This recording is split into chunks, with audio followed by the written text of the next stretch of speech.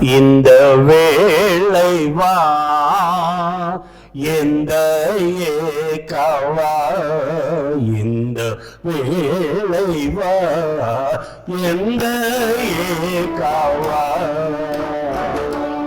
சொந்தமான உன்னை சந்தடம் காண சொந்தமான உன்னை சந்தடம் காண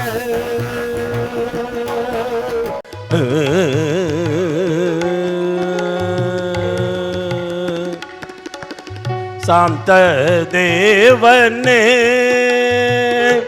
சாந்த சாந்தனே காந்த ரூபமாக காட்சி தரவா காந்த ரூபமாக காட்சி தரவா இந்த வேளை வா எந்த ஏகவா இந்த வேளை வா எந்த ஏகவா சொந்தமான உன்னை சந்தடம் காண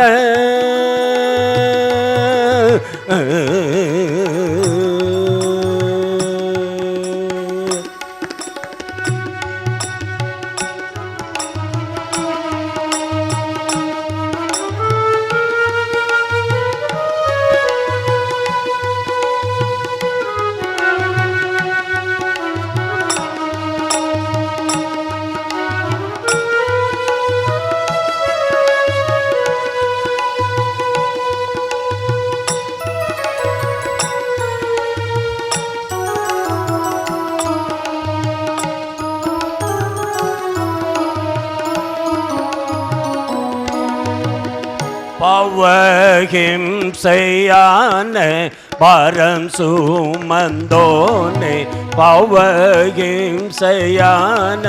பரம் சுமந்தோனே பரந்தோடிவா பரமதேவா பரந்தோடிவா பரமதேவா பரலோகனே நரஜீவனே நாரர் போற்றும் தேவ சுதனே நிவா நாரர் போற்றும் தேவ சுதனே நிவா இந்த வேளை வா எந்த ஏகவா இந்த வேளை வா எந்த ஏகவா சொந்தமான உன்னை சந்தடம் காண சொந்தமான உன்னை சந்தடம் காண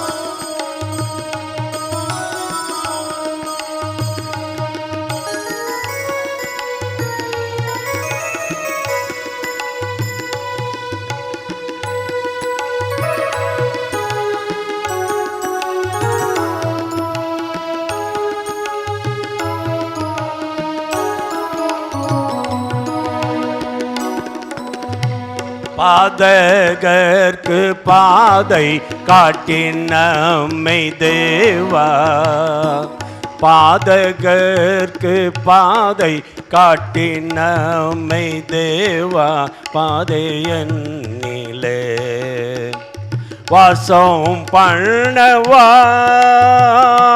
பேதையன்னிலே வாசம் பண்ணவா கருணாகர அருணோதயா சூரியோதயம் போல் பிரகாசிக்க செய்து பேசிட நீவா, பிரகாசிக்க செய்து பேசிட நீவா. இந்த வேளை வா எந்த ஏகாவா, இந்த வேளை வா எந்த ஏகாவா. சொந்தமான உன்னை சந்ததம் காண, சொந்தமான உன்னை சந்ததம் காண.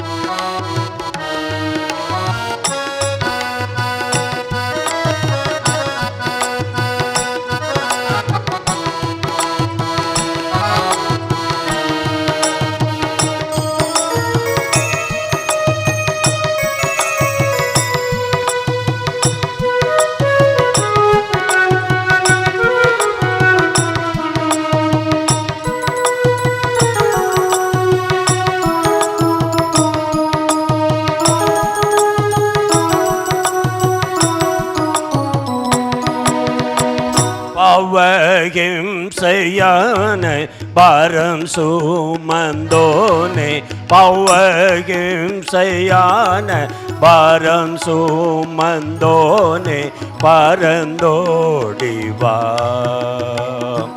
பரமதேவா, பரந்தோடிவா பரமதேவா. பரலோகனே நாரர் ஜீவனே, நாரர் போற்றும் தேவ சுதனே நீவா, நாரர் போற்றும் தேவ சுதனே நீவா. இந்த வேளை வா எந்த ஏகாவா, இந்த வேளை வா எந்த ஏகாவா. சொந்தமான உன்னை சந்ததம் காண, சொந்தமான உன்னை சந்ததம் காண.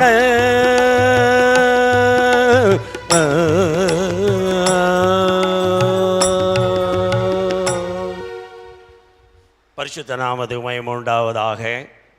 இந்த வாசிக்கிட்ட வசனத்துக்கு வருவோம். நமக்கு 1ஆம் தேதி அதிகாலை ஜபம் இருக்குது. அந்த ஜபம் ஞாபகத்தில் வச்சுக்க. காலையில் 5 மணிக்கு ஜபம் இருக்கிறது. கர்த்தருடைய நாமத்துக்கு மகிமை உண்டாகட்டும். அடுத்த வாரம் கர்த்தருக்கு சித்தமானால் அடுத்த மாதத்தில் நம்முடைய சபையினுடைய பொது கன்வென்ஷன் இருக்கிறது. அதுக்காக ஜெபித்துக் கொள்ளுங்கள். அடுத்த வாரத்தில் உங்களுக்கு நோட்டீஸ் கைக்கு வந்துடும். தேவனுடைய ஊழியக்காரில் ஏற்பாடு செய்யப்பட்டிருக்கிறது. அந்த கன்வென்ஷன் கூட்டங்களுக்காக ஜெபித்து கொண்டு வாருங்கள். கர்த்தர் தமக்கு சித்தமானால் இயற்கை அனுகூலமாக்கட்டும். இல்லாவிட்டாலும் நமக்கு பெரிய ஆலயம் இருக்கிறதுனாலே நாம் அதை பற்றி பிரச்சனை இல்லை. மழை வந்தாலும் வரட்டும், இல்லாமல் இருந்தால் நல்லது. கர்த்தர் அதை ஆசீர்வாதமாக்கி தரும்படியாக நீங்கள் உங்கள் ஜெபங்களிலே ஜெபித்துக் கொள்ளுங்கள். தேவனாகிய கர்த்தர் ஊழியக்காரர்களை நேரத்தோடு கொண்டு வரவும் தேவநாமத்தை மகிமைப்படுத்தும். கர்த்தர் முகதி சிவாராக. சகரியா தீர்க்கதரிசியின் புஸ்தகத்துக்கு வருவோம். சகரியா என்று சொல்லும்போது தீர்க்கதரிசிகளில் பழைய ஏற்பாட்டில் சொல்லப்பட்ட 16 தீர்க்கதரிசிகளில் கடைசி தீர்க்கதரிசி சகரியா. வயதிலும் சிறியவர், அனுபவத்திலும் சிறியவர். தீர்க்கதரிசி 16 பேரிலே கடைசியான ஆள். இந்த சகரியா தீர்க்கதரிசியினுடைய செய்தியை நாம் கேட்கும்போது நன்றாக கவனிக்கிறோம். ஒரே இரவில் 8 தரிசனங்களை காண்கிறார். ஒரே இரவில் 8 தரிசனம். வரிசையாக தூக்கி முழிக்கும் போது ஒரு தரிசனம், மறுபடியும் முழிக்கிறார், இன்னொரு தரிசனம், மறுபடியும் தூங்குகிறார், இன்னொரு தரிசனம், மறுபடியும் தூங்குகிறார், இன்னொரு தரிசனம். இப்படியாக ஒரே இரவில் 8 தரிசனத்தை கண்டதை சகரியா எழுதி வைத்திருக்கிறதை நாம் பார்க்கிறோம். அப்படியானால் அப்படிப்பட்ட தீர்க்க தரிசனங்களை எழுதி வைத்திருக்கிற சகரியா சொல்லுகிற ஒரு வார்த்தை இன்றைக்கு நினைவுக்கு நாம் எடுத்துக்கொள்கிறோம். 2ஆம் அதிகாரம் 13ஆம் வசனத்தை நாம் வாசிக்கிற போது, மாம்சமான சகலமான பேர்களே கர்த்தருக்கு முன்பாக மௌனமாய் இருங்கள். அவர் பரிசுத்த வாசஸ்தலத்திலிருந்து எழுந்தருளினார்.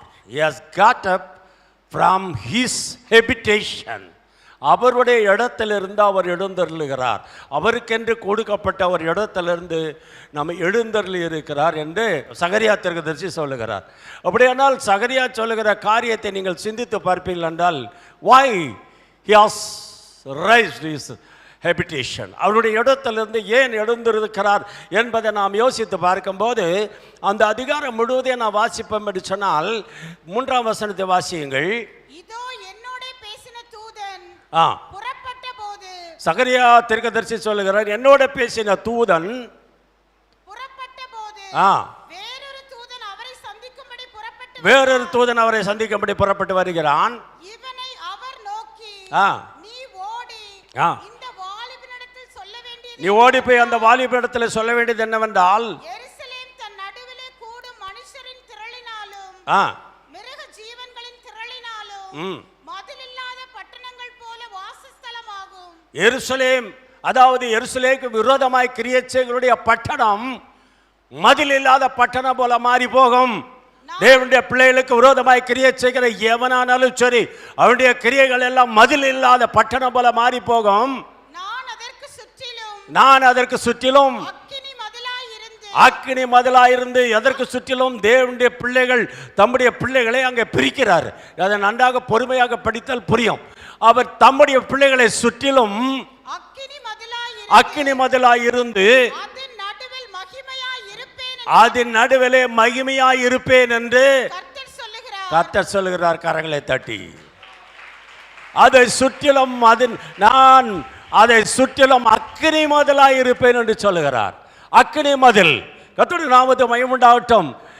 எலிசா மேலே உட்கார்ந்து கொண்டிருக்கிறான். 2 ராஜாக்கள் புஸ்தகம் 6ஆம் அதிகாரம் 16ஆம் வசனத்தில் நான் வாசிக்கிற போது அவர் சொல்கிறான், வேலைக்காரனை பார்த்து, ஐயா நாம் மாட்டிக்கொண்டோம், கீழே மலையை சுற்றிலும் குதிரைகளும் ரதங்களும் வந்து நிற்கிறது, நாம் என்ன செய்ய போகிறோம் என்று சொல்லி அவன் கேட்கிறான். அப்பொழுது வேலைக்காரன் சொன்ன உடனே எலிசா சொல்லுகிறான், கர்த்தாவே இவன் பார்க்கும்படிக்கு இவன் கண்களை திறந்தரலாம் என்று சொல்லுகிறான். சொன்ன உடனே 16ஆம் வசனம், fear not, அவர்களோடு இருக்கிறவர்களை பார்க்கலாம். கரங்களை தட்டி அவர்களோடு இருக்கிறவர்களை பார்க்கலாம். ஹல்லேலூயா. வாய் திறந்து சொல்லுங்க, அவர்களோடு இருக்கிறவர்களை பார்க்கலாம், என்னோடு இருக்கிறவர்கள் அதிகம். ஹல்லேலூயா. தேவன் தம தூதர்களை அனுப்பி காவல் வைக்கிறார். அவர்களோடு இருக்கிறவர்களை பார்க்கல, நம்மோடு இருக்கிற அதிகம். அப்புறம் எலிசா விண்ணப்பம் பண்ணி, கர்த்தாவே இவன் பார்க்கும்படிக்கு கண்களை திறந்தருளும் என்றான். வேலைக்காரனுடைய கண்களை திறந்தார். எலிசாவை சுற்றிலும் அக்கினிமயமான குதிரைகளாலும் ரதங்களாலும் அந்த மலை சுற்றி இருக்க கண்டான். ஹல்லேலூயா. அப்படி என்றால் என் அன்பு தேவ பிள்ளைய, உங்கள் வீட்டை சுற்றிலும் உங்கள் குடும்பத்தை சுற்றிலும் உங்களுடைய வாழ்க்கையில தேவனாகிய கர்த்தர் அக்கினி மதிலாய் காவலாய் நிற்கிறார். ஹல்லேலூயா. தேவனாகிய கர்த்தர் உங்களுக்கு பாதுகாப்பா இருக்கும் போது ஏன் பிரச்சனை, ஏன் வேதனை, ஏன் கவலை, ஏன் நெருக்கம், ஏன் பிரச்சனைகளை குறித்து கவலைப்படுகிறாய்? விசாரிக்கிறவர் ஒருவர் இருக்கிறார். ஹல்லேலூயா. அழகா சொன்னா 1 பேதுரு 5:7 அவர் உங்களை விசாரிக்கிறவர் ஆனபடியால் எல்லாவற்றையும் அவரிடத்தில் வச்சிருங்க. இதை மட்டும் நான் விசாரிப்பேன், அதெல்லாம் விசாரிக்க முடியாதுன்னு சொல்ல. everything yes taken, he has taken your burden, he is ready to take your burden. அவர் எடுத்துக்கொள்ள ஆயத்தமா இருக்கிறார். அப்படியானால் வசனம் என்ன சொல்லுகிறது? எலிசா வேலைக்காரனுடைய கண்களை திறந்த உடனே அக்னிமயமான ரதங்களும் குதிரைகளும், சாதாரண குதிரை இல்லை, சின்னதெல்லாம் கண்டு பயப்படுற சின்னதெல்லாம் கண்டு வேதனைப்படுறோம்.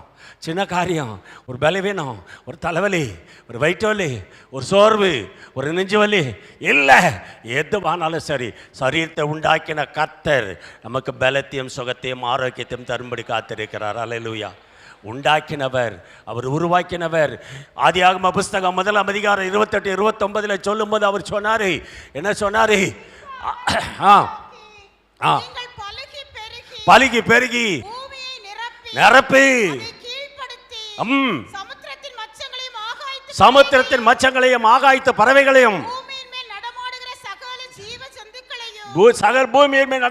சகல ஜீவ ஜந்துக்களையும் ஆண்டு கொள்ளுங்கள் என்று சொல்லி அவர்களை ஆண்டு கொள்ளுங்கள் என்று சொல்லி ஆசீர்வதித்தார். உலகத்தில் மனுஷனை உண்டாக்கின நாளிலே, மனுஷனை நாசியில சுவாசத்தை ஊதி ஜீவாத்மாவாக்கின அந்த நாளிலே அவர் சொன்ன வார்த்தை, அன்று முதல் இன்று வரை உலகத்தை ஆண்டு கொள்ளுங்கள் என்று கர்த்தர் சொன்னார். உலகம் நம்ம ஆளக்கூடாது, உலகத்தின் பாவம் நம்மிடத்தில் வரக்கூடாது, உலகத்துடைய கிரியைகள் நம்மிடத்தில் வரக்கூடாது, உலகத்துடைய ஆசா பாசங்கள் குறைவுகள் குற்றங்கள் நம்மிடத்தில் வரக்கூடாது. நாம் அவைகளை ஆண்டு கொள்ள வேண்டும். ஹல்லேலூயா. அக்கினி மதிலான தேவனாகிய கர்த்தர் நம்மோடு கூட இருக்கிறார். அடுத்து சகரியாவின் புஸ்தகம் தொடர்ந்து படிங்க. 4 வசனம் 5 வசனம். சகரியா 2 அதிகாரம்.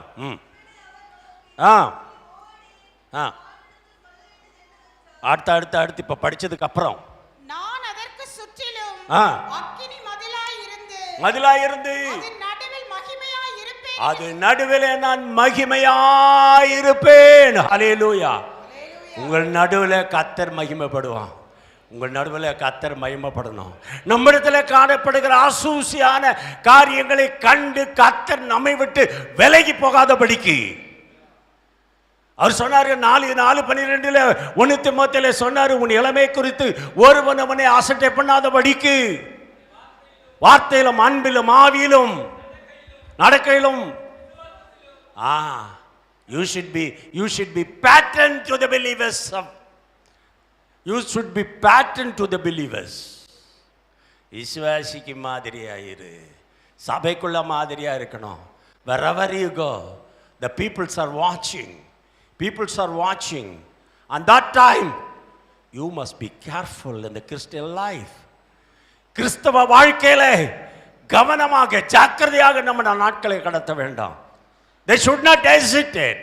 நம்மை குறை சொல்லக்கூடாது. கர்த்தருடைய சமூகத்தில் பரிசுத்தமாய் வாழணும். அதுதான் வார்த்தை.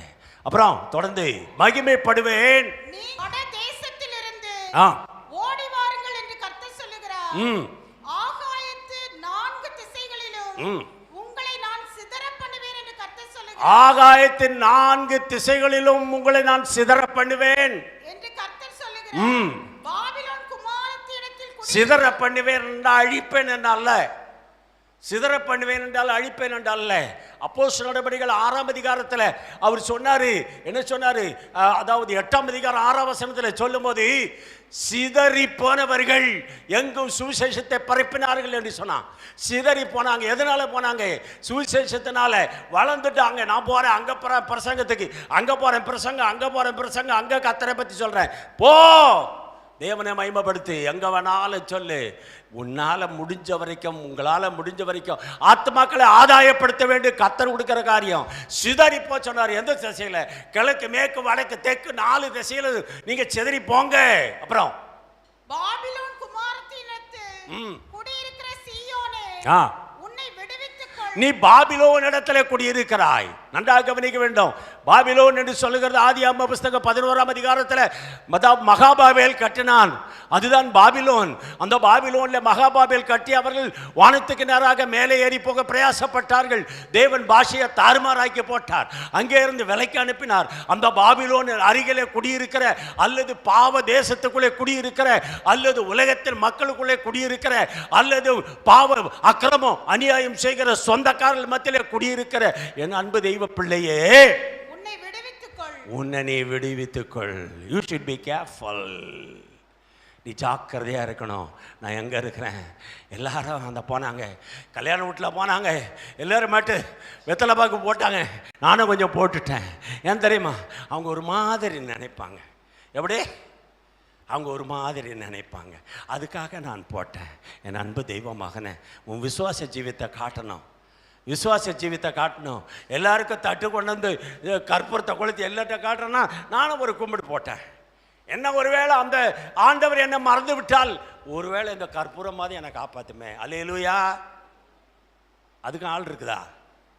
இல்லைல்ல. ஆமென். ரைட். ரொம்ப உஷாராக இருக்கீங்க. நல்லது. தேவ சமூகத்தில் கர்த்தருடைய கிருபையானது நம்மை பாதுகாக்கிறது. எந்த விஷயத்தில் விலகி இருக்கணும். நீ விலகி ஓடி, பாவத்துக்கு விலகி ஓடு, துன்மார்க்கனுக்கு விலகி ஓடு, தேவனுக்கு பிரியமல்லாத ஜனத்தோடு தொடர்பு வைக்காத. அதான் அவர் சொல்றாரு, 4 திசைகளிலும் பிரிந்து போன. அப்புறம் படி படி படி படி. மகிமை உண்டாகும் என்று மகிமை உண்டாகும் சேனைகளின் கர்த்தர் சொல்லுகிறார். உங்களை கொள்ளையிட்ட ஜாதிகளிடத்துக்கு என்னை அனுப்பினார். உங்களை கொள்ளையிட்ட ஜாதிக்காக கர்த்தர் என்னை அனுப்பி வைத்திருக்கிறார். நீ வேதனைப்படுத்தின மக்களுக்காக, உங்களை கஷ்டப்படுத்தின மக்களுக்காக தேவன் என்னை அனுப்பினார். ஹல்லேலூயா. கர்த்தர் அவரை அனுப்பி வச்சுக்க, பிதாவானவரை அனுப்பி வைத்தார். இந்த லோகத்தில் நீ போய் ஜீவனை கொடுத்து மக்களை மீட்டுக்கொள் என்று சொல்லி பிதாவானவர் இயேசுவை அனுப்பினார். ரூபம், அந்த ரூபத்தை அனுப்பி வைத்திருந்தார். கர்த்தருடைய நாமத்தை மகிமையுண்டாகட்டும். நம்ம எல்லாவரையும் மன்னித்து மறந்து நம்முடைய பாவங்கள் எல்லாம் சுமந்து கொண்டு அவர் சொன்னார்ல, அவர் உன் அக்கிரமங்கள் எல்லாம் மன்னித்து உன் பிராணனை அழிவுக்கு விலக்கி மீட்டு உன்னை நன்மைனாலும் கிருபையினாலும் முடிசூட்டி, ஹல்லேலூயா, அவருடைய தழும்புகளால் குணமாகிறோம். அவர் வந்து நிற்கிறார். நம்மை சத்துருக்கு சப்போர்ட் பண்ணுறதுக்கு he came to your house. He came to your house. He has stand before the gate and knock the door. கதவை தட்டுகிறார். கதவை தட்டுகிறாரு. இருதயத்தின் கதவை தட்டுறாரு. வீட்டு கதவை தட்டுறாரு. My dear children, I am going to stay with tonight. இந்த ராத்திரி உன் வீட்டில் தங்க போகிறேன், இந்த ராத்திரி உங்களோடு கூட இருக்க போகிறேன் என்று இயேசு வருகிறார். Can you able to accept anybody? நீங்கள் அதை ஏற்றுக்கொள்கிறீர்களா? வசனம் சொல்லுகிறது, கர்த்தர் வருகிறேன், உங்களுக்காக சப்போர்ட் பண்ணுறேன்னு சொல்கிறாரு. கர்த்தருடைய நாமத்துக்கு மகிமை உண்டாகட்டும். தேவ சமூகத்தில் அப்போஸ்தலனாகிய பேதுரு சொன்னா 1 அதிகாரம் 4ஆம் வசனத்தில் சொல்லும்போது, ஒரு வாடாத நம்பிக்கை எங்களுக்கு உண்டு என்று சொல்லி இருக்கிறான். வாசியுங்கள். 1 Peter chapter 1 verse 4. இயேசு கிறிஸ்து மரித்தோரிலிருந்து எழுந்ததினாலே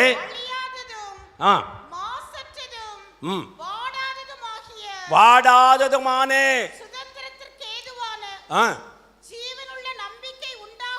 என்ன நம்பிக்கை? வாடாத நம்பிக்கை நம்ம இடத்துல இருக்கு. நம்ம நம்பிக்கை எந்த காலத்தில் என்ன செய்யக்கூடாது? என்ன கவனிங்க, எந்த காலத்தில் கூட நம்பிக்கை என்னேசு மாற மாட்டாரு. என்னேசு எந்த காலம் மாற மாட்டாரு. இயேசு போதுமே, இயேசு போதுமே, இந்த நாளிலுமே என்னை லயலுமே எதன் வாழ்வினிலே மனிதர் எல்லை கைவிட்டாலும் மாமேசம் அழுகி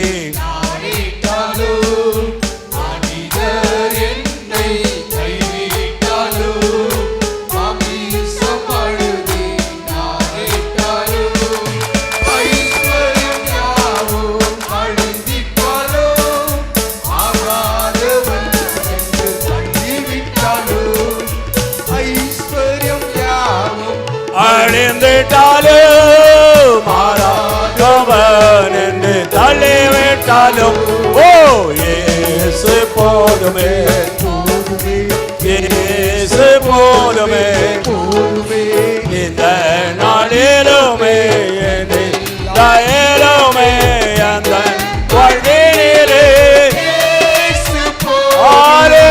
ஹல்லேலூயா, ஆமென். இயேசு போதுமே, இயேசு போதுமே. சர்ச்சில் இருக்கிற வரைக்கும் எனக்கு இயேசு போதும். ஆமென். சர்ச்சில் இருக்கிற வரைக்கும் எனக்கு இயேசு போதும். வீட்டுக்கு போகும்போது எனக்கு பேங்க் போதும், என் பாக்கெட்டில் பணம் இருந்தால் அது போதும், என் ஹேண்ட்பேக்கில் பணம் இருந்தால் அதுக்கு போதும். என் அன்பு மகனே, என் அன்பு மகளே, நீ கர்த்தரை விசுவாசித்தால் ஆசீர்வாதமாக இருப்ப. உனக்கு பணத்தை அவர் தருவார், அவர் தருவார். நீ பணத்தை தேடவே போக வேண்டாம். உனக்கு பலன் தருகிறவர், அவர் சுகம் தருகிறவர், வேலை செய்ய பலன் தந்தவர், சுகம் தந்தவர், உற்சாகம் தந்தவர், எல்லாம் தந்தவர் அவர். அப்படியானால் உழைக்க பலன் தந்தவர் உனக்கு வேண்டிய ஊதியத்தையும் தருவார். அந்தந்த காரியத்தை அதனதன் காலத்தில் 3:11 சொன்னானே பிரசங்கி, அந்தந்த காரியத்தை அதனதன் காலத்தில் நேர்த்தியாய் செய்வார். சரி, எண்ணாகம புஸ்தகம் 10ஆம் அதிகாரம் 35ஆம் வசனம் வாசியுங்கள். Numbers chapter 10:34. I'm sorry, 35. பெட்டியானது புறப்படும் போது கர்த்தாவே எழுந்தருளும், என் தேவனே. வசனம் நாம் வாசித்தோம் 30, அதாவது சகரியாவின் புஸ்தகம் 2ஆம் அதிகாரம் 13ஆம் வசனத்தில் வாசித்தோம். மாம்சமான சகலமான பேர்களே, கர்த்தருக்கு முன்பாக மௌனமாயிருங்கள். மௌனமாயிருங்க. அவர் தமது பரிசுத்த வாசஸ்தலத்திலிருந்து எழுந்தருளினார் என்று You should be keep quiet. Because why? Because my Jesus is risen. என் இயேசு எழுந்துட்டார். எதுக்கு? உனக்கு உதவி செய்யறதுக்கு, உனக்கு கிரியை செய்யறதுக்கு. இங்கே சொல்றான், பெட்டியானது எழும்பும் போது படி கர்த்தாவே எழுந்தருளும். அதாவது மேக மகிமை ஆசரிப்பு கூடாரத்து மேலே இறங்குறது. டெம்பரவரி சர்ச், டெம்பரவரி டெம்பிள் அங்கே கட்டப்பட்டிருக்கிறது. ஆசரிப்பு கூடாரம் பிரகாரம் பிரகாரம் புரஜாதிகள் கையில் விடப்பட்டு விட்டது. பரிசுத்த ஸ்தலம் நீங்களாக உட்கார்ந்துருக்கிற இடம், மகா பரிசுத்த ஸ்தலம் நான் நிற்கிற இடம். அப்படியானால் மகா பரிசுத்த ஸ்தலத்தில் இயேசு நிற்கிறார், இங்கே இருக்கிறாரு. இங்கேருந்து நமக்கு உத்தரவு கொடுத்துக்கிட்டே இருக்காரு, பேசுகிறார் பேசுகிறார் பேசிக்கொண்டே இருக்கிறாரு. இப்படி ஒரு பட்டணத்துக்குள்ளேயும் போய் டெம்பரவரி சர்ச்சை கட்டணும் அப்படின்னு சொல்லி மோசேக்கு ஆர்டர் போட்டார். மோசேக்கு ஆர்டர் போட்டவுடனே 41 பட்டணத்தில் சர்ச்சை அங்கங்கே பில்ட் பண்ணாங்க, டெம்பரவரி சர்ச்சு. அது உங்களுக்கு தெரியும். ஆசரிப்பு கூடாரத்துடைய செய்திக்கு போனால் ரொம்ப நேரம் போயிடும். அதில் உடன்படிக்கை பெட்டியை கொண்டு வந்து வச்சார். பெட்டியானது புறப்படும் போது, தம்பி படிங்க வசனத்தை. அந்த பெட்டி என்ன பெட்டி? அதான் உடன்படிக்கை பெட்டி. அதைத்தான் சொன்னார். எபிரேயர் இருக்கிறது நிருபம் 9ஆம் அதிகாரம் 4ஆம் வசனத்தில் வாசிக்கும் போது, எபிரேயர் நிருபம் 9ஆம் அதிகாரம் 4ஆம் வசனத்தில் பாருங்கள். அதில் அந்த பெட்டியிலே பொன்னால் செய்த தூப கலசம் முழுவதும் பொற்சகடு பொதிக்கப்பட்ட உடன்படிக்கை பெட்டி இருந்தது. அந்த பெட்டிக்குள்ளே மன்னா இருந்தது, பொற்பாத்திரம் இருந்தது, ஆரோனுடைய தளிர்த்த கோல் இருந்தது, கற்பலகைகள் இருந்தது. 3 காரியம் அதில் இருந்தது. உடன்படிக்கை பெட்டிக்குள்ள மன்னா இருந்தது. என்ன அர்த்தம் தெரியுமா? உன்னை போஷிப்பேன் மகனே, உன்னை பசியாவே விட மாட்டேன். You are taking fasting or on that time only. Otherwise நீ பசியாவே இருக்கக்கூடாது, நல்லா சாப்பிடணும் சாப்பிடணும். தேவன் சொன்னார் சாப்பிட சொல்லி. எங்க 27ஆம் அதிகாரம் 34ஆம் வசனம், அப்போஸ்தலர் நடபடிகள் 27:34 சொன்னாரே. என்ன சொன்னாரு? படிங்க பச்சிக்கிறோம். ஆகையால் போஜனம் பண்ணும்படி உங்களை வேண்டிக் கொள்ளுகிறேன். அப்படி சாப்பிடு சாப்பிடு சாப்பிடு. சின்ன பிள்ளைகள்லாம், காலேஜ் போகிற பிள்ளைகள்லாம் பாருங்க, காலையில் பட்னி, மத்தியானம் பட்னி, ஸ்டைல் சாப்பாடு, எல்லாம் ஸ்டைல் மீல்ஸ் சாப்பிட்றாங்க. டிஃபன் பாக்ஸ் பார்த்தீங்கன்னா இவ்வளோ தான் இருக்கும். அதில் உண்மையாக அது 20 இட்லி தின்னு வீட்டுக்கு போச்சுன்னா, காலேஜுக்கு வரும்போது மட்டும் அப்படி 1 இட்லி 1.5 இட்லி வச்சு சும்மா ஸ்டைல் காட்டுறது. முட்டா உட்கார வச்சு பந்தியில் உட்கார வச்சு பார்க்கணும், தூரமாக ஒளிஞ்சு பார்க்கணும். நல்லா சிக்கன் பீஸ் எடுத்து அடிக்கிறதையும், மட்டன் பீஸ் எடுத்து அடிக்கிறதையும். நான் என்ன சொல்கிறேன், நல்லா சாப்பிட சொல்லி தான் ஆண்டவர் சொன்னார், போஜனம் பண்ணும்படி உங்களை வேண்டிக் கொள்ளுகிறேன். அது தப்பி பிழைப்பதற்கு தலையிலேருந்து ஒரு மயிரும் உள்ளது. அப்போ கொட்டி போகிற மயிருக்கெல்லாம் யார் கணக்கு சொல்கிறது? இப்போது இவ்வளோ மயிர் கொட்டது மண்டையில் இருந்து, இதுக்கெல்லாம் யார் கணக்கு சொல்கிறது? தெரியாது. பட் அவர் சொன்னார், எண்ணி வச்சிருக்கிறேன். உனக்கு நீ ஒழுங்கா இல்லாததுனால ஒரு முறை நீ அவிசுவாசப்படும் போதும் என்ன செய்கிறாரு? நீங்கள் சொல்கிறீங்களா, நான் சொல்லிட்டா? ஒரு முறை அவிசுவாசப்படும் போதும் ஒரு 4 மயிரை பிடிங்கிறாரு. அதான் ஒவ்வொருத்தர் தலையிலையும் முடி கொட்டுது. நீ அவிசுவாசப்படுற, என் தேவனாலே கூடாத காரியம் ஒன்றும் இல்லை, என் தேவனாலே கூடாத காரியம் ஒன்றும் இல்லைன்னு சொன்னீங்கன்னா 2 மயிறு புதுசாக முளைக்கும். அல்லேலூயா. இப்போ மயிர் கொட்டுறவங்கெல்லாம் ஒரு ஜெபம் விசுவாசத்தில் வந்துருங்க. என் மயிர் கொட்டுது ஆண்டவரே, நிறைய கொட்டுது ஆண்டவரே, நான் நல்லா முழங்கால் போடும் மகனே, நல்லா முழங்கால் போடும் மகளே. மத்தேயு சுவிசேஷம் 6ஆம் அதிகாரம் 6ஆம் வசனத்தின்படி நீ முழங்கால் போட்டு ஜெபி மகனே. அப்படி நீ ஜெபிக்கும் போது நீயோ உன் அறை வீட்டுக்குள்ளே பிரவேசித்து அந்த இருக்கிற பிதாவை நோக்கி ஜெபம் பண்ணி, he will give such and such good blessing, நல்ல ஆசீர்வாதத்தை, விசிபிள் பிளஸிங், விசிபிள் பிளஸிங், வெளியரங்கமான ஆசீர்வாதத்தை கர்த்தர் தருவார். Hallelujah. In front of outsiders. மண்டையில் மயிறு முளைச்சிக்கிட்டே இருக்கும். என் மண்டையில் கொட்டி போச்சு, இனிமேல் வயசாயிடுச்சு, அதனால் எனக்கு வேணாம், எனக்கு தேவையில்லை. எனக்கு விசுவாசம் இருக்குது, எனக்கு நம்பிக்கை இருக்குது. ஒருவேளை நீங்கள் கேட்கல, ஏன் பாஸ்டர் உங்கள் மண்டியிலேருந்து இவ்வளோ கொட்டி போய் இருக்குதே, இதுக்கு என்ன பண்ணேன்னு என்ன கேள்வி கேட்காதீங்க. எனக்கு தேவையில்லை, எனக்கு முடிஞ்சு போன கதை. நீங்கள் யாருக்கெல்லாம் மண்டியில் மயிர் கொட்டுதுன்னு வருத்தப்படுறீங்களோ, அவங்க யார் மண்டியில் மயிர் கொட்டுதுன்னு வருத்தப்படுறீங்களோ அவங்கெல்லாம் என்ன செய்யுங்க தெரியுமா? நல்ல ஜெபம் பண்ணி ஆண்டவரே சோத்திரம் சோத்திரம் சோத்திரம் சோத்திரம் சோத்திரம் போட்டால் 2 மயிர் முளைச்சிடும் இன்னைக்கு. அல்லேலூயா. இன்னைக்கு நைட்டு வீட்டுக்கு போ, சாயந்தரம் மத்தியானம் வீட்டுக்கு போக மகனே. வீட்டுக்கு போய் நீ என்ன செய்கிற? மத்தியானத்தில் முழங்கால் போடுற. இந்த மயிர் கொட்டுறவங்களுக்காக தனி பிரசங்கம் இது. யார் தலையில் முடி கொட்டுதோ நீ என்ன செய்கிற? என்னாச்சு ஆண்டவரே, நான் என்ன பண்ண ஆண்டவரே? ஏன் ஆண்டவரே என் மயிரெல்லாம் கொட்டுது? ஏன் ஆண்டவரே எனக்கு வழுக்க மாட்டே? அது முளைக்கணும்னா நீ ஜெபம் பண்ணு. ஆனால் ஆண்டவராக பார்த்து உடனே வேணாம், இந்த எண்ணெய் செலவு வேணான்னு வச்சுருக்காருன்னா சந்தோஷப்படு. அல்லேலூயா சொல்லு. ஆண்டவராக பார்த்து சில பேருக்கு இந்த எண்ணெய் செலவு இல்லாத வச்சுருப்பாங்க. சில பேர் மண்டையில் ஒன்றே இருக்காது, வெறும் எண்ணெயை போட்டு மொழிவு வச்சுருப்பாங்க. அப்படியே ரிஃப்ளெக்ட் ஆகும், அது வெயிலில் அழகாக இருக்கும் பார்க்குறதுக்கு. சந்திர சூரியன் பிரகாசம் மாதிரி இருக்கும். அது இருந்தால் இருந்துட்டு போட்டேன், டோன்ட் வரி. நான் என்ன சொல்ல வரேன்னா, தோஸ் ஹூ வாண்ட், எனக்கு முடி முளைக்கணும்னு நீங்கள் எதிர்பார்த்தீங்கன்னா நல்லா ஜெபம் பண்ணுங்க. மொத்தமாக கொட்டி போச்சுன்னா இனிமேல் ஜெபிக்காதீங்க, அதை விட்டுருங்க, வேறு வேலைக்கு வாங்க, வேறு வேலைக்கு வாங்க. கர்த்தருடைய நாமத்தை மகிமைப்படாது. வசனத்துக்கு போக நேரும்போது ஏன்னா, அதாவது உடன்படிக்கை பெட்டி எழும்பும்போது தேவன் சொல்கிறது என்ன? மன்னாவினாலே போஷித்தார்.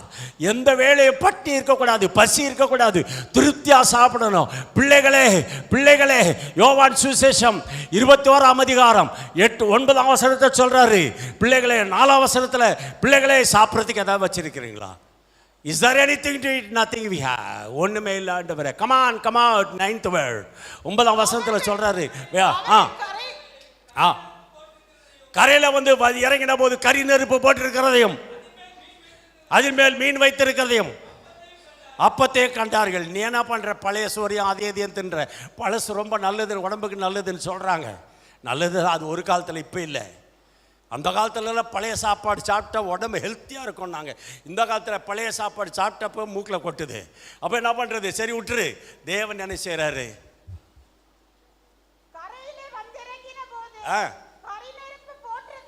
கரி நெருப்பு போட்டிருக்கிறதையும் சூடாக கொடுக்குறாருயா. அதுக்கு தயா எல்லாருக்கும் வீட்டில் அவன் வாங்கி வச்சுக்கிறாங்க, வீட்டில் அவன் வாங்கி வச்சுருக்கிறாங்க. பிள்ளைகளுக்கு வந்து நல்லா எதில் போட்டு அனுப்புகிறாங்கன்னா ஹாட் பாக்ஸில் போட்டு அனுப்புகிறாங்க. என்ன பாஸ்டர் ஹாட் பாக்ஸில்? என்ன அங்கே கவனம்? ஹாட் பாக்ஸில் போட்டு அனுப்புகிறாங்க சாப்பாடு. உங்கள் மகளுக்கு எப்படி அனுப்புகிறீங்க? ஹாட் பாக்ஸில் போட்டு கொடுங்க, பாவம் சூடாக சாப்பிட்டு. ரைட். கர்த்தருடைய நாமத்தை மகிமையுண்டாகட்டும். தேவனாகிய கர்த்தருடைய ஆசீர்வாதம் சூடாக கொடுக்குறாரு.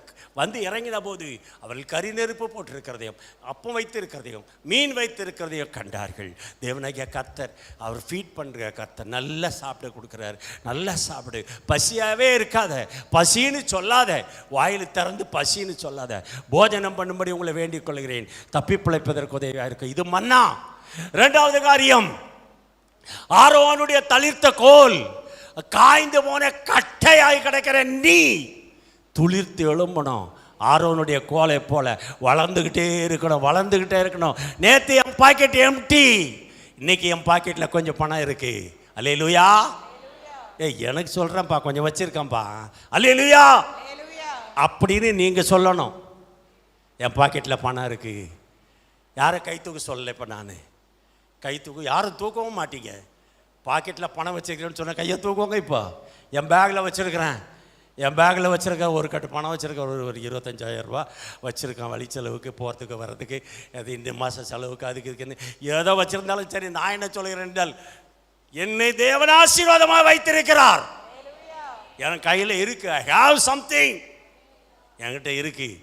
நீ கட்ட மாதிரி கிடக்கிற, ஒன்றும் இல்லாத இருக்கிற, கர்த்தர் உன்னை துளிர் விட்டு வளர வைப்பார். அவர் சொல்றாரு, எஸ்யா 58:11 சொன்னாரு. என்ன சொல்ற? கர்த்தர் நித்தமும் உன்னை நடத்தி மகாவரட்சியான காலங்களில், ஹல்லேலூயா, மகாவரட்சியான காலங்களில், ரொம்ப காஞ்சி போன நேரத்தில் ஒன்றுமே இல்லை. இப்போ எல்லார் பாக்கெட்டே எம்டி. இப்போ ஏன் எனக்கு தெரியும். எப்படி? பள்ளிக்கூடத்துக்கு ஃபீஸை கட்டிட்டு எல்லார் பேங்க்கும் எம்டியாக இருக்குது. இப்போ நிறைய பேர் பேங்க் எம்டியாக இருக்குது. எல்லோரும் ஃபீஸ் கட்டியாச்சு, அதை கட்டிட்டேன், இதை கட்டிட்டேன், everything finished. But now I am not having, I am empty packet. அதை தான் சொல்லிக்கிட்டு இருக்கிறோம். But my beloved Jesus going to fill up your packet and bag, handbag. புரியலையா? தேவன் உங்கள் பாக்கெட்டை நிரப்புவார், உங்கள் ஹேண்ட்பேக்கை நிரப்புவார். தமிழ்லையும் புரியலையா? அல்லேலூயா. கரங்களை தட்டி உற்சாகமாக எழுந்து டான்ஸ் ஆட வேணாமா? என் தேவன் என்னை ஆசீர்வதித்து வச்சிருக்கிறார். In front of outsiders I am blessed people. Hallelujah. என் ஜனத்தின் நடுவில் என்னை கர்த்தர் ஆசீர்வாதமாக வச்சிருக்காரு. என்ன ஆசீர்வாதமாக வச்சிருக்காரியா? எனக்கு கொஞ்சம் பிரச்சனை இருக்கே, இருந்தாலும் நான் அதை பற்றி கவலைப்படவே இல்லை. உடன்படிக்கை பெட்டி, அதற்குள்ளே ஆரோனுடைய தளிர்த்த கோல் இருந்தது. அப்புறம் கற்பனை பலகை இருந்தது. என்ன கற்பனை பலகை? என்னை அன்றி உனக்கு வேறு தேவர்கள் உண்டாயிருக்க வேண்டாம், யாதொரு தெய்வத்தை நமஸ்கரிக்கவும் சேவிக்க வேண்டாம், உன் தேவனாகிய கர்த்தருடைய நாமத்தை வீணிலே வழங்காதிருப்பாயாக, ஓய்வு நாளை பரிசுத்தமாய் ஆசரிக்க நினைப்பாயாக, உன் ஆயுசு நாட்கள் நீடித்திருப்பதற்கு உன் தாயின் தகப்பனை கனம் பண்ணுவாயாக, கொலை செய்யாதிருப்பாயாக, களவு செய்யாதிருப்பாயாக, பொய் சாட்சி சொல்லாதிருப்பாயாக, பிறனுடைய பொருளை செய்யாதிருப்பாயாக, கொலை செய்யாதிருப்பாயாக. ஆக 10 கற்பனைகளை கர்த்தர் சொன்னாரே. 10 கற்பனை உங்கள்கிட்ட இருக்கா? 5 விட்டுருங்க. கொலை செய்ய மாட்டோம், நம்ம அதுக்கெல்லாம் போக மாட்டோம்.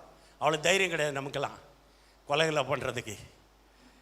பேப்பரில் டெய்லி பார்த்தா பொண்டாட்டியை ஒருத்தன் வெட்டி துண்டா வெட்டி எடுத்துகிட்டு போய் கங்கை நதியில் போட்டானா புண்ணியம் கிடைக்கும்ட்டு. அந்த மாதிரிலாம் இருக்குது. இப்போ நமக்கு அதெல்லாம் தைரியம் கிடையாது. நமக்கு வேணாம், நமக்கு தைரியமே வேணாம், கங்கையும் வேணாம். நமக்கு முதல்ல 5 எடுத்துங்க. என்னை அன்றி உனக்கு வேறே தேவர்கள், யாதொரு தெய்வத்தை நமஸ்கரிக்கும், இது 2 தூக்கி போட்டுருவோம். 3வது, கர்த்தருடைய நாமத்தை வீணிலே வழங்காதிருப்பாயாக. பாஸ்டர், பிரதர், என்ன பிரதர் நேற்று கோயிலில் காணோம், இந்த வாரம் வந்துருங்க பிரதர். சத்தியமாக வரேன் பாஸ்டர், சத்தியமாக வந்துடுறேன் பாஸ்டர் சொல்லுவாங்க, வரமாட்டாங்க. அப்போ உன் தேவனாகிய கர்த்தருடைய நாமத்தை வீணிலே வழங்காதிருப்பாயாக. அப்புறம் ஓய்வு நாளை பரிசுத்தமாய் நினைப்பாயாக. ஞாயிற்றுக்கிழமை தேவனுடைய நாள், இன்னைக்கு கர்த்தருடைய நாள், இன்னைக்கு கர்த்தருடைய நாள். எத்தனை பேர் கறிக்கடையில் நிற்கிறாங்களோ தெரியாது, எத்தனை பேர் மீன் கடையில் நிற்கிறாங்களோ தெரியாது. மீன் கடையில் வரும்போது பார்த்து சரியான கூட்டம், வழியே இல்லை, கஷ்டப்பட்டு தான் வந்தோம். ஆனால் நல்லா கவனிச்சு பாருங்க, ஞாயிற்றுக்கிழமை இன்னைக்கு கர்த்தருடைய நாள். முதலாவது, அதாவது அவர் சொன்னாரு 6:33 மத்தேயுல, முதலாவது தேவனுடைய ராஜ்யத்தையும் அவருடைய நீதியும் தேடுங்கள், பிறகு இவைகள் எல்லாம் உங்களுக்கு extra extra extra extra plus plus plus plus plus. You are blessed people. நீ ஆசீர்வாதமாக வாழணும், தேவனாகிய கர்த்தர் தருவார், ஆசீர்வாதத்தை தருவார். அப்போ தாயின் தகப்பனை கனம் பண்ணு. கடைசியாக சொன்னார் 5வது, தாய் தகப்பனை கனப்படுத்துங்க. நம்முடைய தாய் தகப்பனை கனப்படுத்தினா நிச்சயமாக நம்ம நல்லா இருப்போம், ஆசீர்வாதமாக வாழுவோம். முடிந்தவரை கனப்படுத்துங்க. சில நேரம் பெரியவங்க வயசாகிடுச்சுன்னா கொஞ்சம் தொந்தரவு தான். அனுபவத்தில் சொல்கிறேன். வயசுக்கு கிட்டத்தட்ட சட்டன் ஏஜ் தாண்டும் போது சில ப்ராப்ளம்ஸ் இருக்கும். பட் டோன்ட் வரி, அதையும் நீங்க தாங்கிக் கொள்ளுங்க, பொறுத்து கொள்ளுங்க, சகித்து கொள்ளுங்க. கர்த்தர் ஆசீர்வதிப்பார். சரி, உடன்படிக்கை பெட்டி எழும்பும் போது தேவன் என்ன செய்ய போறாராம்? வாசிங்க, சீக்கிரம் வாசி முடிங்க அந்த வசனத்தை. கர்த்தாவே எழுந்தருளும், உம்முடைய சத்துருக்கள் சிதறடிக்கப்படுவார்கள், உம்முடைய சத்துருக்கள் சிதறடிக்கப்படுவார்களாக. என் சத்துரு உன் சத்துரு. ஹல்லேலூயா. தேவன் சொன்னாரு, I have refreshed a table before your enemies. உன் சத்துருக்களுக்கு முன்பாக நான் ஒரு பந்தியை ஆயத்தப்படுத்தி எண்ணெயால் அபிஷேகம் பண்ணுகிறேன். எத்தனை தலையில் இந்த காலையில் எழுந்த உடனே எண்ணெய் வைக்க மாட்டானுங்க தெரியுமா? குறிப்பாக பொம்பளை பிள்ளைங்க கூட அப்படி இருக்குது. பையனுங்க தான் கொஞ்சம் கர்வமாக இருப்பானுங்க நான் நினச்சேன். சில ஆண்கள் பெண்கள் தலையில் கூட என்ன செய்ய மாட்டாங்கன்னா, கொஞ்சம் காலையில் எழுந்த உடனே கொஞ்சம் மண்ணெண்ணெய் வைங்களேன், நல்லது தானே, தலையை கொஞ்சம் ஃப்ரெஷ்ஷாக இருக்கும்ல. அதாவது எண்ணெய், நீதிமொழியில் ஞானி சொன்னா முக களையை உண்டு பண்ணுமா. கொஞ்சம் லேசாக தேங்காய் எண்ணெய் கொஞ்சம் தலையில் வச்சா, நான் அதிகமாக வச்சுட்டேன்னா வழியும், ஆனால் கொஞ்சமாக வைக்கிறேன். இந்த கொஞ்சமாக வைக்கிற எண்ணெய் முக களையை உண்டு பண்ணுது. நான் எவ்வளோ அழகாக இருக்கிறேன் பார்த்தீங்களா? ஏன் எல்லோரும் முறைச்சி பார்க்குறீங்க? நான் அழகாக தானேயா இருக்கிறேன் இல்லையா? நீங்கள் அழகாக இருக்கிறீங்கன்னு நான் நினைக்கிறேன். நீங்கள் எல்லோரும் அழகாக இருக்கீங்க, நீங்கள் எல்லோரும் அழகாக இருக்கிறீங்க. அப்போ நான் எப்படி இருப்போம்? நான் மட்டும் அசிங்கமாக இருப்பேன்? கண்ணாடியில் போய் பார்த்த உடனே நம்ம நினைக்க வேண்டியது என்ன தெரியுமா? என்னை அழகாக கர்த்தர் படைத்திருக்கிறார். ஹல்லேலூயா. தினம் நீ இப்படி சொல்லி பாரேன், வாழ்க்கையில் உனக்கு பலவீனமெல்லாம் போயிடும், பிரச்சனையெல்லாம் போயிடும், நெருக்கமெல்லாம் போயிடும். எதுவுமே பண்ணாது. கண்ணாடியில் பார்த்தா நான் அழகாக இருக்கிறேன், கருப்பாக இருக்கிறேன் சொல்லாதீங்க. வசனம் அதுக்கு கூட இருக்குது. கருப்பாக இருக்கிறேன் என்று பாராதீர்கள், கருப்பாக இருந்தாலும் அழகாக இருக்கிறேன். எவ்வளோ வசனம் இல்லை? எல்லாத்துக்கும் வேதத்தில் வசனம் இருக்கு. ஆகை yes, I am so beauty. உன் முகத்தை காண்பி, உன் முகரூபம் அழகும் உன் சத்தம் இன்பமுமாய் இருக்கிறது சொன்னால நீதிமொழி. மன்னிக்கவும், இதில் உன்னத பாட்டில் 2ஆம் அதிகாரத்தில் 2:16 சொன்ன, உன் சத்தம் இன்பமும் உன் சத்தம் இன்பமும் உன் முகம் அழகுமாக இருக்கிறது. Your face is so beauty, your voice is so ஸ்வீட்டின்னாரு. அந்த வசனம் அப்படி சொல்லுது. அவ்வளோ அழகாக இருக்கு. Your voice is so sweety, your face is so beauty. அப்போ என்ன தேவன் நல்லா படைச்சு வச்சிருக்கிறார். அழகாக இருக்கிறேன், சந்தோஷமாக இருக்கிறேன், மகிழ்ச்சியாக இருக்கிறேன். தேவன் எழுந்தருளது எதுக்கு தெரியுமா? சத்ருவோடு போராட. நீ போராட வேண்டிய அவசியம் இல்லை. வியாதியோட நீ போராட வேண்டிய அவசியம் இல்லை. உனக்கு வியாதி வந்தால் விடுதலை தருகிறவர் கர்த்தர். எந்த வியாதியானாலும் சரி, எந்த பலவீனமான சரி, கூடுமே எல்லாம் கூடுமே, உம்மாலே எல்லாம் கூடும், கூடாதது ஒன்றுமில்லை, உம்மால் கூடாதது ஒன்றுமில்லை, கூடுமே எல்லாம் கூடுமே, உம்மாலே எல்லாம் கூடும், கூடாதது ஒன்றுமில்லை, உம்மால் கூடாதது ஒன்றுமில்லை. கடல் மீது நடந்தீரையா, கடும் புயல் அதட்டினீரே, கடல் மீது நடந்தீரையா, கடும் புயல் அதட்டினீரே, சாத்தானை ஒடுக்கினீரே, சர்வ வல்லவரே, சாத்தானை ஒடுக்கினீரே, சர்வ வல்லவரே. கூடுமே எல்லாம் கூடுமே, உம்மாலே எல்லாம் கூடும், கூடாதது ஒன்றுமில்லை, உம்மால் கூடாதது ஒன்றுமில்லை. ஹல்லேலூயா.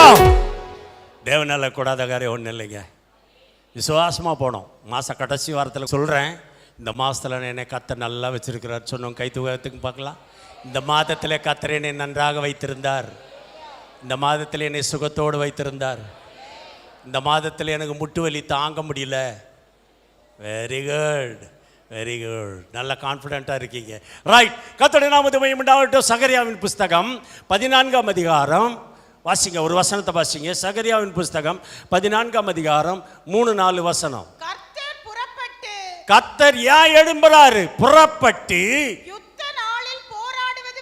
யுத்த நாளில் போராடுவது போல உனக்கு விரோதமாய் கிரியை செய்கிறவனோடு கர்த்தர் போராடுவார். அல்லேலூயா, அல்லேலூயா. என் சத்துருவே, நீ எனக்கு விரோதமா சந்தோஷப்படாத, நான் விழுந்தாலும் எழுந்திருப்பேன். அல்லேலூயா. நான் விழுந்தாலும் எழுந்திருப்பேன்யா. நான் பலவீனப்பட்டாலும் எந்திரிப்பேன். Yes, I can able to get அப்.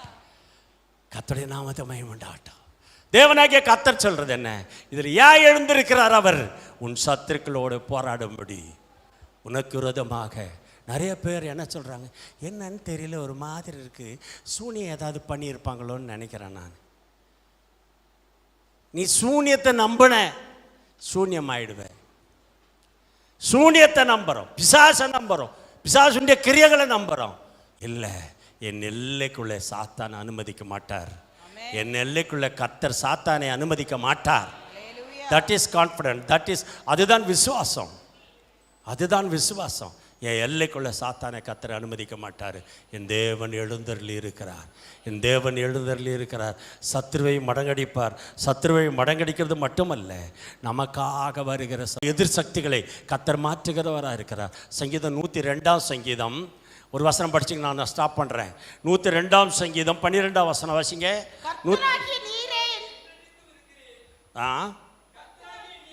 13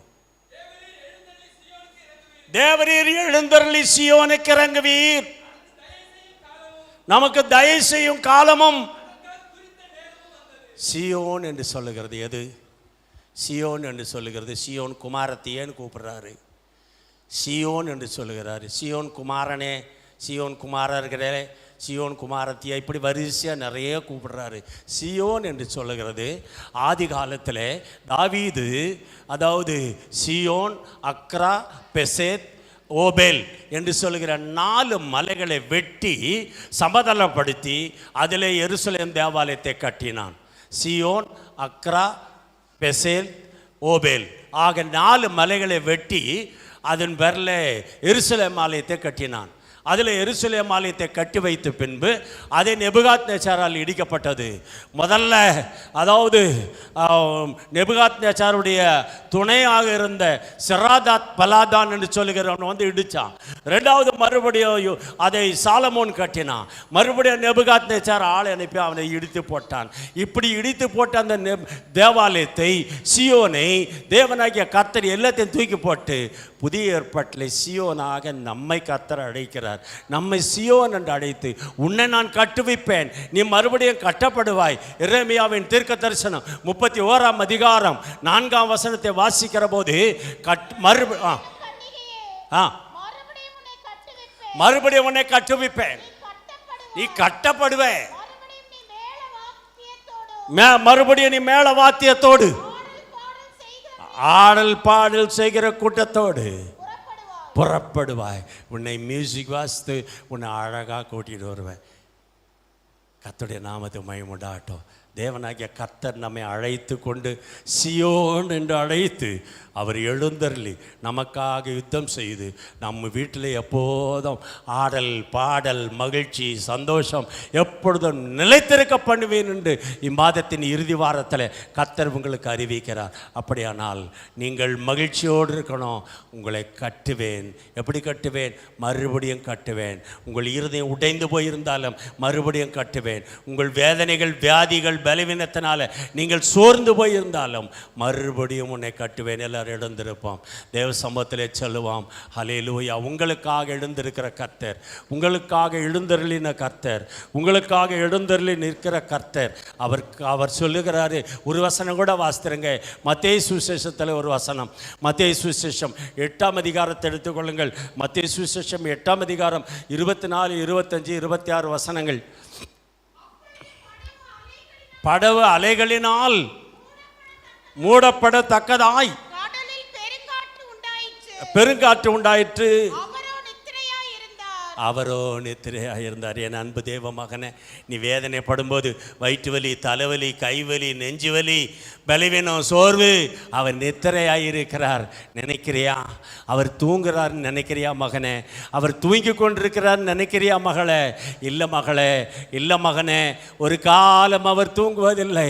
அவர் நித்திரையாக இருக்கிறது போல இருக்கிறார்.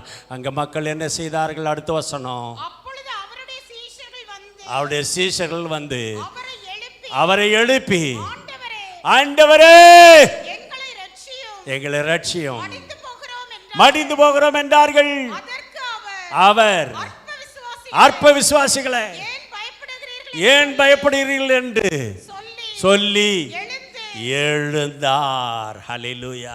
இப்போ எழுந்துகிறார். எவ்வளோ நேரம் படுத்திருந்தார்? நீ நினைக்கிற என் அன்பு மகனே, என் வேதனை வரும்போது, வயிற்று வலி வரும்போது, தலைவலி வரும்போது, நெஞ்சு வலி வரும்போது, பலவீனம் வரும்போது, சோறு வரும்போது, என் தேவன் எங்கே இருந்தார் தெரியலையே, தூங்குறாரே, என்னை கைவிட்டாரே, என்னை கைவிட்டார், நீ சோர்ந்து போகிற. இல்லை மகனே, இல்லை மகளே, இல்லை மகனே, இல்லை மகளே, இல்லை மகனே, இல்லை மகளே, அவர் எழுந்து காற்றையும் கடலையும் அதட்டி இயேசுவின் நாமத்தில் போ, சாத்தானே போ, என் மகளை வேதனைப்படுத்தாத, என் மகனை வேதனைப்படுத்தாத. உனக்கு இருக்கிற பிரச்சனை மாறும், உன்னுடைய வியாதி குணமாகும், உன் பிரச்சனை தீரும், உன் கடன் தீரும், உன்னுடைய எதிர்பார்ப்பு நிறைவேறும். உன்னுடைய எதிர்பார்ப்பு நிறைவேற எல்லாரும் கரைகளை தட்டி கர்த்தரை மகிமைப்படுத்தும், கர்த்தரை மகிமைப்படுத்தும். ஹல்லேலூயா, ஹல்லேலூயா. உங்கள் துக்கம் சந்தோஷமாய் மாறு, உங்கள் கவலை கண்ணீரெல்லாம் உங்கள் துக்கம் சந்தோஷமாய் மாறும், உங்கள் கவலைகள் கண்ணீர் எல்லாம் மறைந்துவிடும். கலங்காதே மகனே, கலங்காதே மகனே, கலங்காதே மகனே, கலங்காதே மகனே. நம் இயேசு கைவிட மாட்டார், நம் இயேசு கைவிட மாட்டார். மேலாக சோதிக்கப்பட ஒரு நாளும் விடமாட்டார். ராணிக்கு மேலாக சோதிக்கப்படு ஒரு நாளும் விடமாட்டார். கர்த்தர் பலன் தருவார், தப்பிச் செல்ல வழி செய்வார். தாங்கிட பலன் தருவார், தப்பிச் செல்ல வழி செய்வார். நீ தப்பிச் செல்ல வழி செய்வார், நீ தப்பிச் செல்ல வழி செய்வார். கலங்கிடவே வேண்டாம், கலங்கிடவே வேண்டாம், கலங்கிடவே வேண்டாம், கலங்கிடவே வேண்டாம். நம் இயேசு கைவிட மாட்டார், நம் இயேசு கைவிட மாட்டார், நம் இயேசு கைவிட மாட்டார், நம் இயேசு கைவிட மாட்டார். ஹல்லேலூயா. உன் இயேசுவனை கைவிட மாட்டார் மகனே, உன் இயேசுவனை கைவிட மாட்டார் மகளே. உன் துக்கம் சந்தோஷமாய் மாறும், உன் துக்கம் சந்தோஷமாய் மாறும், உன் துக்கம் சந்தோஷமாய் மாறும். எங்கள் அன்பின் பரலோக பிதாவே, தேவரீர் நாமத்தை கிருபையா நீர் மகிமைப்படுத்தும். நீர் எழுந்தருளும், என் குடும்பத்தில் எழுந்தருளும், என்னுடைய வீட்டில் எழுந்தருளும், என்னுடைய தனிப்பட்ட வாழ்க்கையில் எழுந்தருளும். எங்கள் துக்கம் சந்தோஷமாய் மாறட்டும். என் பிள்ளைகளை சமாதானத்தோடு வழி அனுப்பும். இயேசுவின் நாமத்தில் வேண்டிக் கொள்கிறோம் ஜீவனுள்ள பிதாவே. என் ஆத்மாவே கர்த்தரை ஸ்தோத்திரி, மூலமே பரிசுத்த நாமத்தை ஸ்தோத்திரி. என் ஆத்மாவே கர்த்தரை ஸ்தோத்திரி, கர்த்தர் செய்த சகல உபகாரங்களையும் மறவாதே. ஆமென். வலுவாதபடி உங்களை காக்கவும் மாசற்றவளாய் அவருடைய சன்னிதானத்துக்கு முன்பாக நிறுத்தம் வல்லவராய் இருக்கிற நம்முடைய கர்த்தராகிய இயேசு கிறிஸ்துவின் கிருபையும் பிதாவாகிய தேவனுடைய அன்பும் பரிசுத்த ஆவியானுடைய அன்பின் ஐக்கியம், சிநேகம், பராமரிப்பு, ஆசீர்வாதவையாகும் நம்முடைய சதாகாலம் தங்கியிருப்பதாக. ஆமேன், ஆமேன். சமாதானத்தோடே போய் வாருங்கள். தேவனாகிய கர்த்தர் உங்களை ஆயிரம் ஆயிரமாய் ஆசீர்வதிப்பாராக. ஆமேன், ஆமேன்.